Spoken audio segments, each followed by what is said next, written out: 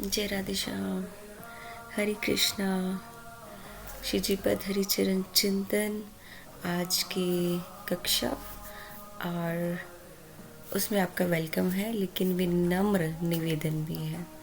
निवेदन किस तरह है उसको हम आगे जानेंगे कि क्या निवेदन करना है मुझे। तो सबसे पहले कलयुग में हमें हमेशा सिर्फ नाम की ओर ही ध्यान देना है, और विग्रह सेवा अलग है, नाम सेवा अलग है।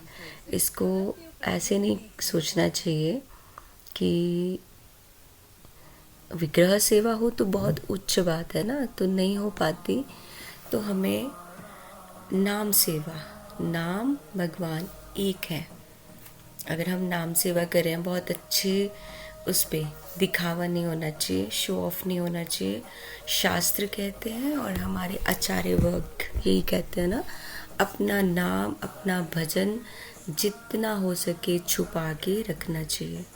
उससे क्या होगा, हम समाज से सिर्फ एक पब्लिसिटी प्राप्त करने के लिए हम अपने आप को ऐसे वो करेंगे, लेकिन जो रियल हमारा रिश्ता भगवान के साथ है वो टूट जाएगा। क्योंकि जो जीव नाम की ओर ध्यान देगा अपने लिए, कोई और होगा वो विग्रह सेवा में निपुण है, श्रृंगार में निपुण है, उसको श्री जी ने वैसी सेवा दी है जैसे श्रृंगार सेवा है। हमारे संप्रदाय में अलग अलग क्लासेस भी चलती हैं, और बहुत जैसे टर्बन है, टर्बन के लिए मतलब अलग अलग, क्योंकि सबके अपने अपने भाव हैं और पता नहीं है ना भगवान हृदय में किसके क्या भाव। अब किसी को सेवा में आनंद आता है, कुकिंग सेवा में, किसी को नृत्य में, किसी को कीर्तन में, और किसी को भगवान का श्रृंगार करने में। और वो उस भाव में कृष्णा को कब राधा रानी बना देते हैं, और राधा रानी का श्रृंगार कब कृष्णा, ये कब हो जाता है नहीं पता। जब सेवा से फ्री हो जाते हैं फिर बाद में ध्यान आता है, अरे ये इस दासी से होता है हमेशा।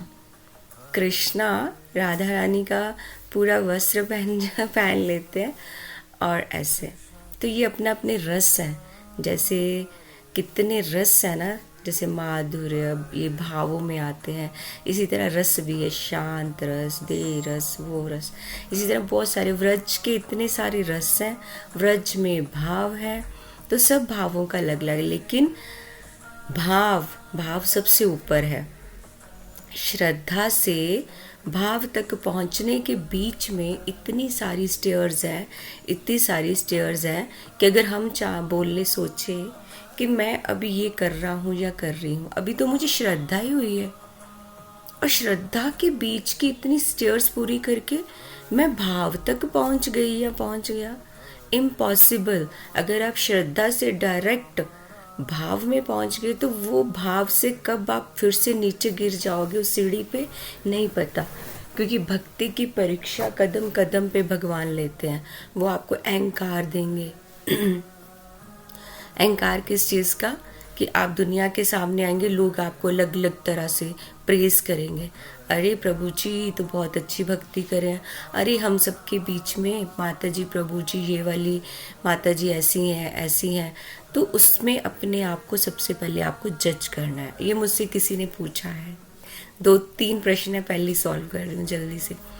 सबसे ये कि हमें कैसे पता चले कि हम भक्ति करते करते अहंकार में हैं।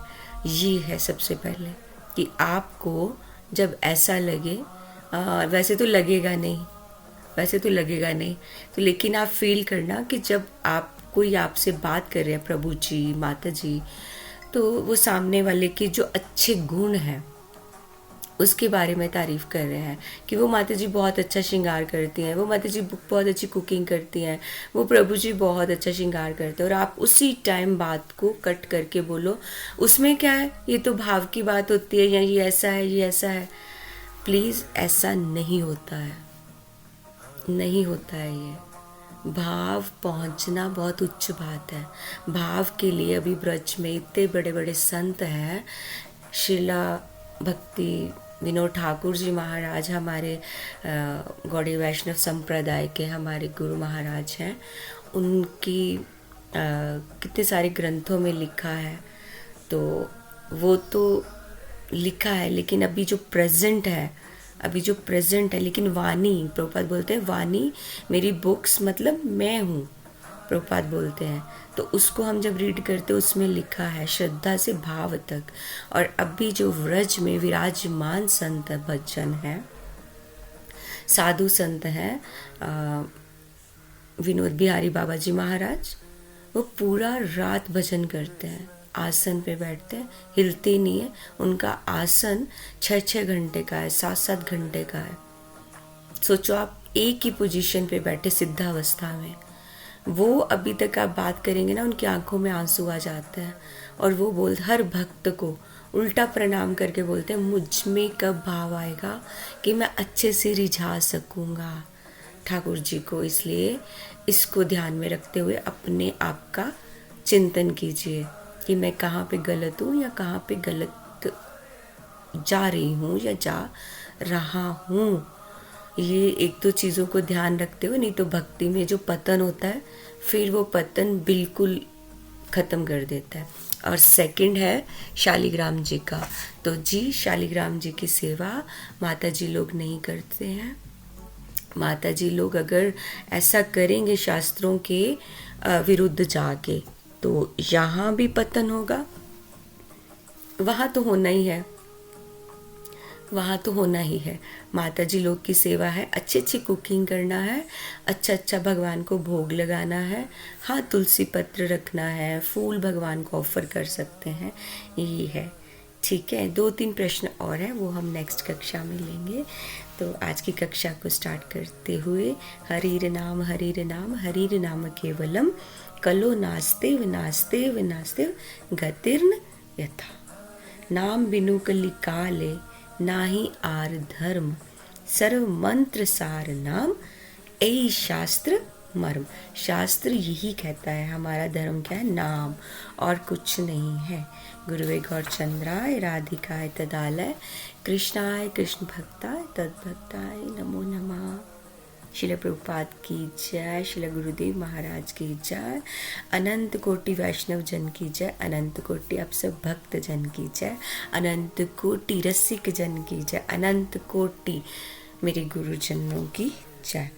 मेरी कुछ भी त्रुटि हो तो मुझे क्षमा कीजिएगा, क्योंकि त्रुटि तो हो जाती है ना, बद्ध जीव है।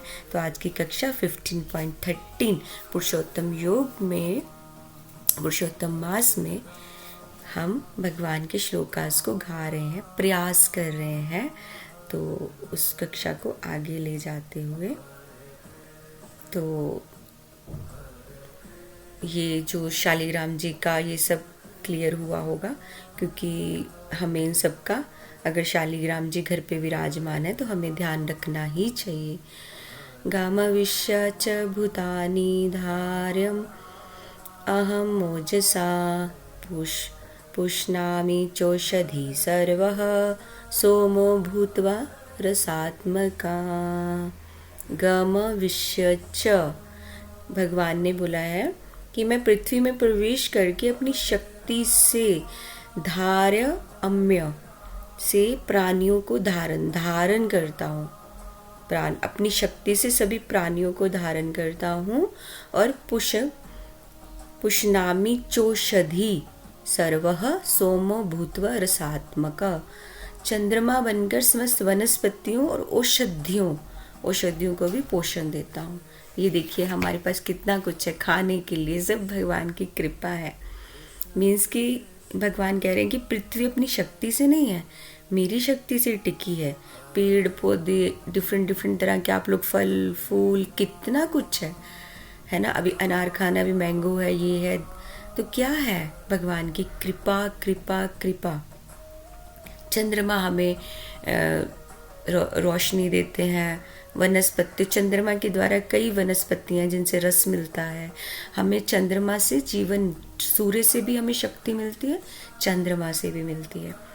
कि जबकि हम भोजन करते हैं, जब भोजन करते हैं ना, तो हमेशा हमें किसान को याद रखना चाहिए। प्रकृति की देन है, किसान और प्रकृति, और भगवान की कृपा तो है ही है, लेकिन किसान को भी थैंक यू बोलना चाहिए। 14 श्लोका में अहम वैश्वानरो भूत्वा प्राणिनां देहम आश्रिता प्राणापान समायुक्तः पंचापन्य चतुर्विधम। भगवान कह रहे हैं प्राणियों के शरीर में, जब आगे पहले श्लोक में क्या बोला भगवान ने कि जो कुछ भी है, जो आप अन्न पा रहे हैं, सब कुछ है, सब मैं हूँ। अभी भगवान कह रहे हैं जो आप लोगों के शरीर में पाचन शक्ति, जो अन्न जाके डाइजेस्ट होता है, वो भी मैं हूँ, अंदर स्थित हूँ तुम्हारे। और प्राण वायु अपान वायु के साथ मिलकर भोजन को पचाता भी मैं ही हूँ। और क्या भगवान हमें साबित करें, इतना तो साबित कर रहे हैं तुम्हारे अंदर भी मैं हूँ। ये देखिए हम बात कर रहे हैं, हम सोचते हैं कि हमने भोजन खाया, अरे भी मेरी बॉडी पचा रही है। भगवान की शक्ति है, ये शक्ति जब भगवान वापस ले लेते हैं तो यही जो फिर हमारे सामने घी से बहुत तरबतर हलवा पूरी सब कुछ आ जाए, नहीं होगा डाइजेस्ट। जैसे 4 प्रकार के ना भोजन बताए गए हैं, रोटी फल है ना, ये जो चबा चबा के, ये शास्त्रों में लिखा है चबा के हमें क्या खाना चाहिए, रोटी है फल है, और जो सीधे निगलते हैं दलिया खिचड़ी और शहद चटनी से चाट के टेस्ट लेते हैं, पीने योग्य दूध जल है ना। तो इससे हमें ये बता रहे हैं भगवान कि ऑलरेडी भगवान ही पचाते हैं, देते भी भगवान है, लेकिन हम मनुष्यों को अक्ल नहीं है, हम फिर भी भगवान का जो प्रसाद है इसको समझकर हम ग्रहण करते ही नहीं है, उनके प्रति कृतज्ञ भाव रखते ही नहीं है। हम सोचते हैं मैंने मेहनत की, मैंने कमाया, मेरे घर पे आटा दाल चावल आया, मैंने कुकिंग की, और मैंने यहाँ तक कि हम सोचेंगे नहीं भोग भी लगा दी। ऐसा है। नेक्स्ट श्लोक में भगवान बोलते हैं सर्वस्य चाहम रिधि सन्निविष्टो मथा स्मृतिर्ज्ञानम पोहनम च वेदैश्च सर्वैर हमेव वेदो वेदांत कृद्धद देवी देव चाहम। इसमें क्या बता रहे हैं कि हृदय में भी मैं स्थित हूँ, इसलिए तीनों श्लोक एक साथ लिए। किसमें भगवान ने पहले बताया करने वाला मैं हूँ, पाचन शक्ति मैं हूँ। अब भगवान क्या कह रहे हैं, जो हृदय रह गया ना, सर्वस्य चाहम हृदय सन्निविष्टो, मतलब हृदय में भी मैं स्थित हूँ, मुझसे ही तुम्हारी स्मृति है, मतः स्मृति, स्मृति ज्ञानम पोहनम च, तुम्हारा विस्मरण भी मैं हूँ, स्मरण भी मैं हूँ, स्मृति ज्ञान सब मुझसे उत्पन्न होते हैं। और वेदश्च, वेदों का जो है उद्देश्य मुझसे ही है। सर्वेर हमेव वेदो, मतलब सब कुछ भगवान बोलते हैं मुझसे ही उद्देश्य जानना चाहिए। वे यहाँ तक कि वेदांत की रचिता, वेदांत के रचिता, वेदों के ज्ञाता, सब कुछ मैं हूँ। इस अध्याय में भगवान ने क्लियर कर दिया कि सब कुछ मैं हूँ। अब बोलो तुम क्या करोगे। भगवान खुद बोल रहे हैं कि तुम्हारे हृदय में स्थित मैं हूँ।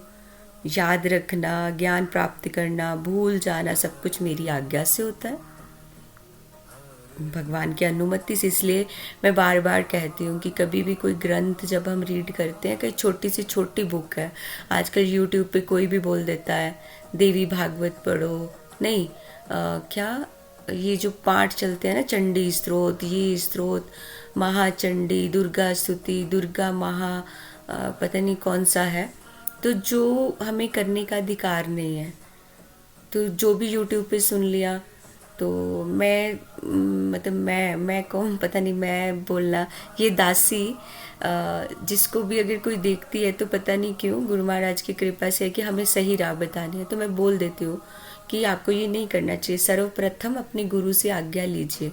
तो भगवान भी यहाँ कह रहे हैं कि सब कुछ अनुमति से होता है, बिना अनुमति के करेंगे तो वो उल्टा ज्ञान आ जाएगा, आप ये भी पढ़ोगे वो भी पढ़ोगे, फिर आपका क्या होगा, इधर से पतन हो जाएगा, आपको पता ही नहीं चलेगा आप कब भक्ति से गिर गए। चाहे आप माला भी कर रहे हो, चाहे काउंटर भी आपके हाथ में, नहीं हो पाएगा आप कब भक्ति से गिर गए, कब पतन हो गया पता ही नहीं चलेगा, क्योंकि एक सीध पे चलेंगे ना, देख के सीधा रास्ता दिख रहा है ना, तो हम गिरेंगे नहीं।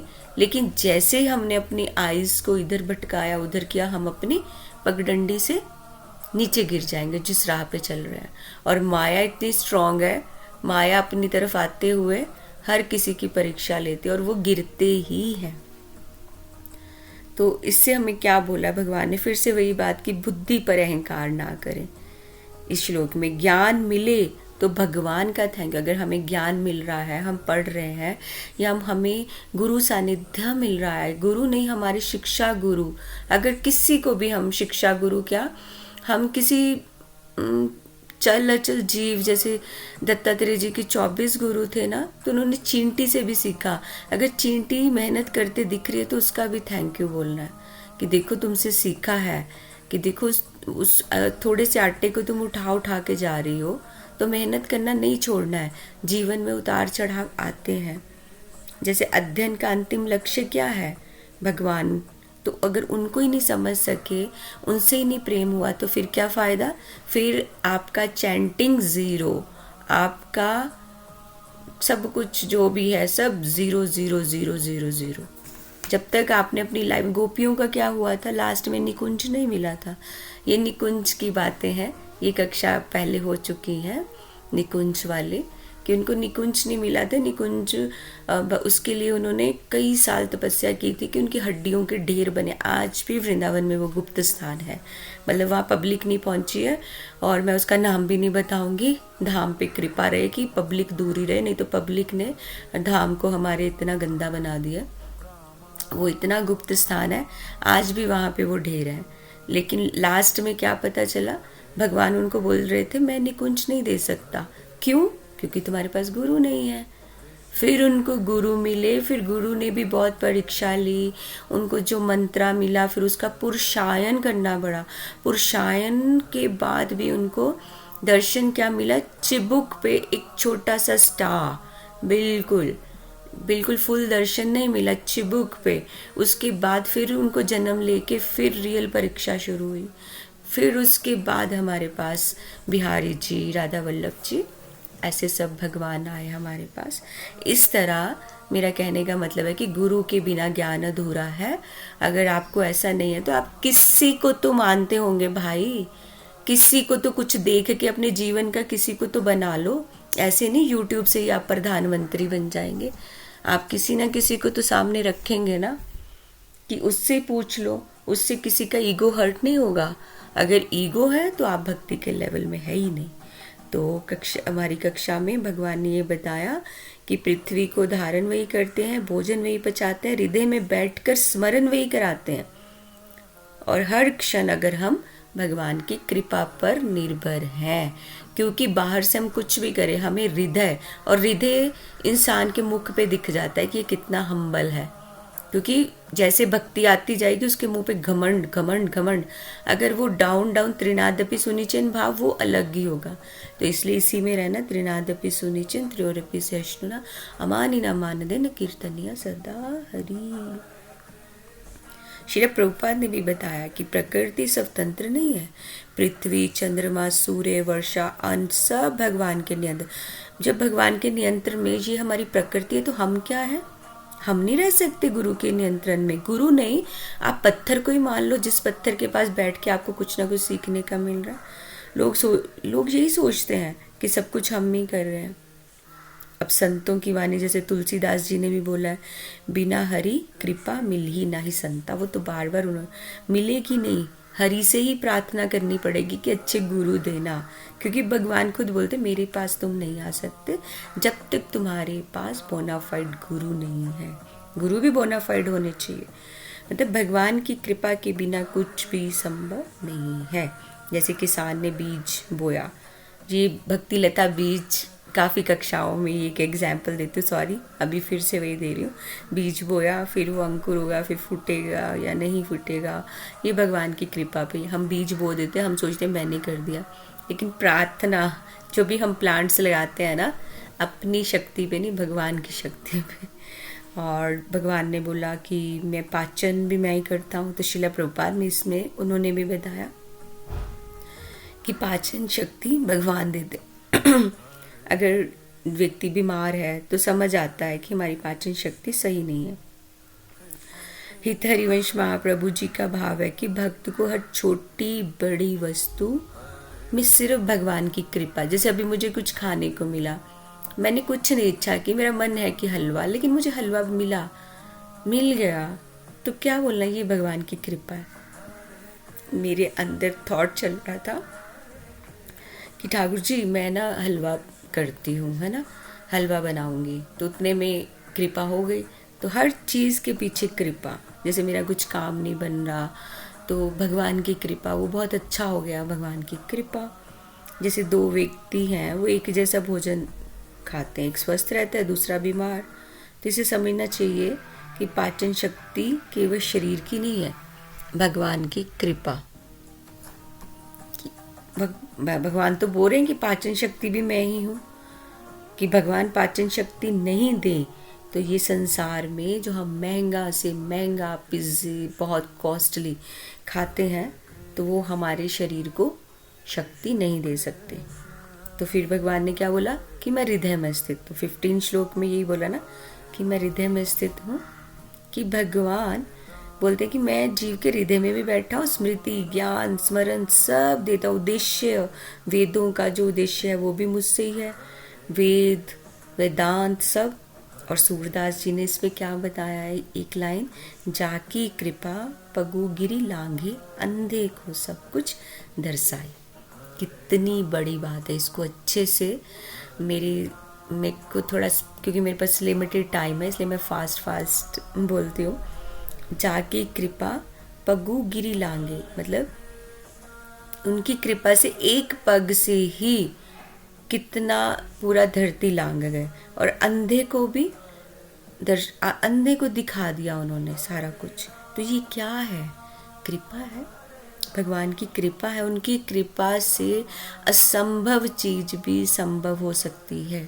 मुझ दासी कभी सोच भी नहीं सकती थी कि मुझे इतने अच्छे गुरु का सानिध्य मिलेगा, मुझे सेवा मिलेगी, इतना प्रेम मैं बता ही नहीं सकती हूँ, इतना प्रेम मिलेगा, इतने अच्छे मेरे जो भी मुझे संग है, बोलते ना साधु संग, या अपना संग अच्छा होना चाहिए।